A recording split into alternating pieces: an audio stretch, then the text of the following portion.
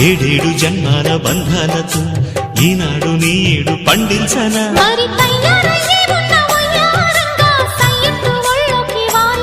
చూసుకొచ్చానన్నా చూడు ఉత్సాహంగా చిన్నారి వన్నెల్ని ఏలంగా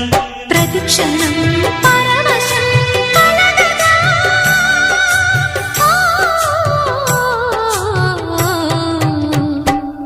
మనసా పలకవే మధుమాసపు కోయిలవై చెలివే తెలుపవే చిగురాశల గీతికవై